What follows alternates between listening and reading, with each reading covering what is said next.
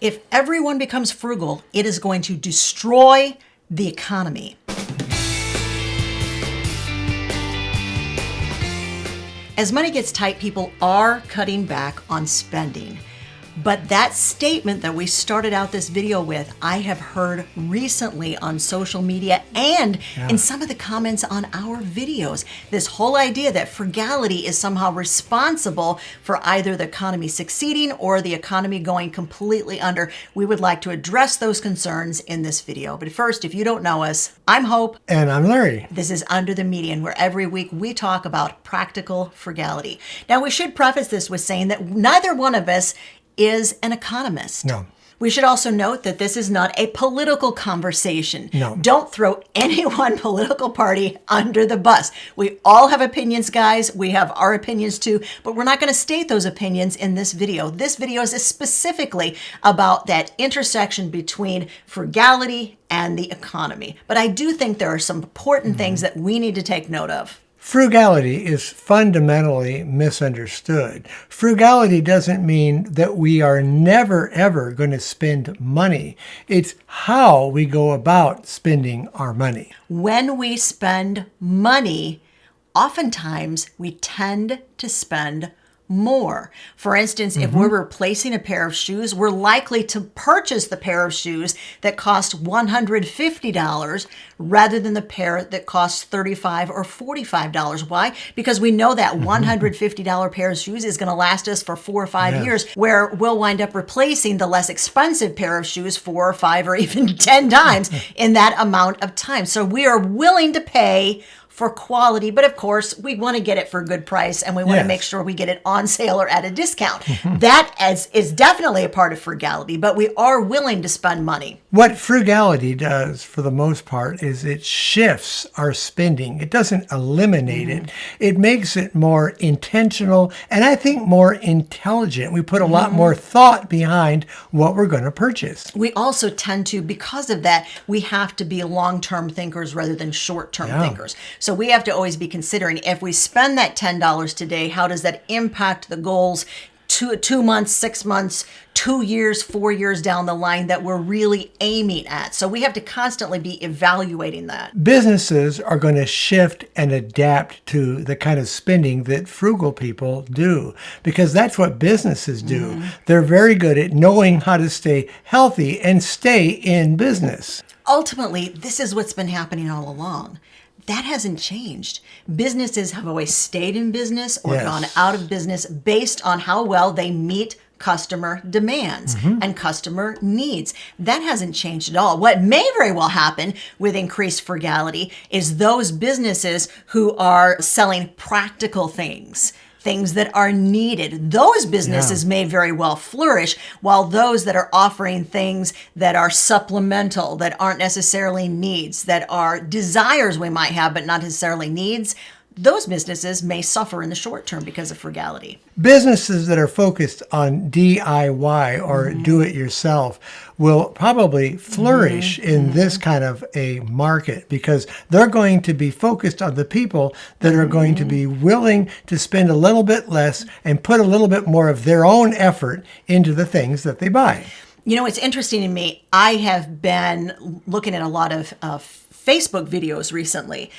And a lot of the videos coming into my feed are videos about people who are revamping furniture. Yeah, they're completely redoing furniture that they got really inexpensively or even found out to the curb. Absolutely. Thrown out. And they're repurposing those items or completely refinishing them into something that's absolutely stunning and beautiful. And then they are reselling those for a profit. That's an example of what we're talking about. You're going to see businesses who teach people how to do that sort of thing. Those businesses are going to flourish. This will also stimulate businesses to be innovative. They're going to find different ways to appeal to their audiences in order to sell things. They're going to have to adapt to create better products and services at competitive prices. But once again, this has always been the case. And as consumers demand more of that, we believe that businesses are going to be really smart and they're going to step up to the plate and they're going to continue to create those services. Great example, Ikea Furniture. The first time I ever saw Ikea Furniture, I was stunned. It's beautiful. It's got smooth, clean lines. It's very contemporary. Not only that, like you can get this small piece of Ikea furniture that will like morph itself into 8 other different pieces of functional furniture. Am I right? Especially for people who are living in small spaces. We think Ikea is really, really smart in the way that they are not only designing their furniture, but they're also marketing their furniture. Another aspect to this is that changes happen slowly over time. Frugality isn't going to come into the mainstream. I doubt if it'll ever be mainstream. And if it comes in a little bit more into our economy, it will be very slow, and it just isn't all going to happen at once where it's going to impact the economy in a major negative way. Yeah, this was like people are acting like frugality is also all of a sudden going to sweep the nation and we're going to take over. No. This probably is not going to happen. Never. Let me give you an example of why we honestly believe this is not going to happen. The height of COVID, personal savings rate, which we've watched for a number of years just to kind of see what percentage of people are saving income past paying all of their obligations. So the personal savings rate, according to the U.S. government, is, by the way, the money that is left over. It's discretionary funds that are left over after you've paid all of your bills. Okay. That savings rate has always been under 10%, always, as long as I've been watching it. The height of COVID, it goes up to 32%. Why? Well, nothing was open. They couldn't spend money. There was nowhere for people to go to spend any of their money. Right. But the minute that everything was opened back up again, that personal savings rate dropped. It actually went under. Plummeted. Yeah, it went way under. under. Went under what that savings rate was before COVID even began. Right now, it's sitting at 2.9%. Yep. My point, not everybody is going to become frugal. No. Some people have never been frugal. Some people are becoming more frugal. Everybody is somewhere on that continuum. Yeah. But it's not going to happen overnight that all of a sudden the entire nation is going to become frugal. And this is why, if frugality is becoming more popularized, which I do believe that it is, it is happening slowly. And businesses are going to have time to evaluate their business proposal and their value statement, and they're going to be able to have that time to retool what it is that they're offering to become more attractive to a frugal community and a frugal society. One of the things I think that'll happen is that businesses will create products that are more practical for people that they want to buy, things that they really need, and they'll probably reduce the amount of things that they're selling that are just fluff items, things that we just don't really need or have to have. Our next point is that frugality expands the economy beyond debt-driven consumerism. The United States economy right now is sustained and driven by debt. Let's just be honest. That's what it is.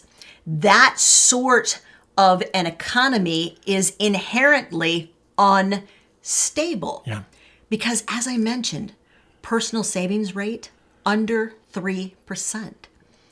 Our savings rate much higher than that.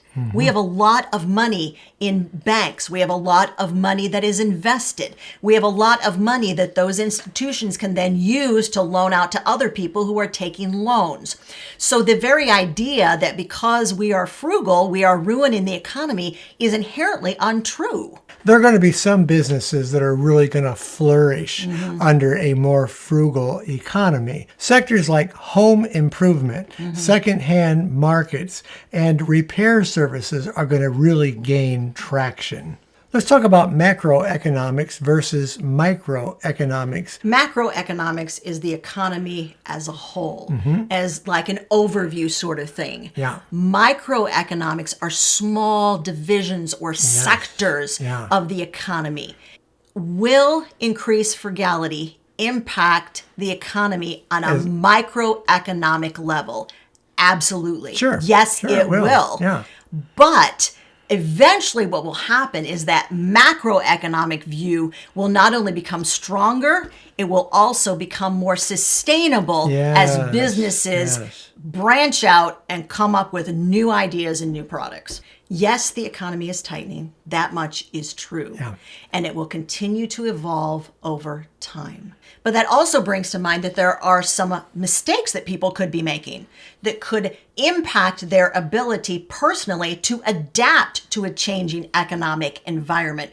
We happen to think that there are 10 mistakes when it comes to money that you really should not be making, especially in this economy. Yeah. Those 10 mistakes are right over there. We go through each one of them and tell you how you can avoid those mistakes. Go take a look at that video.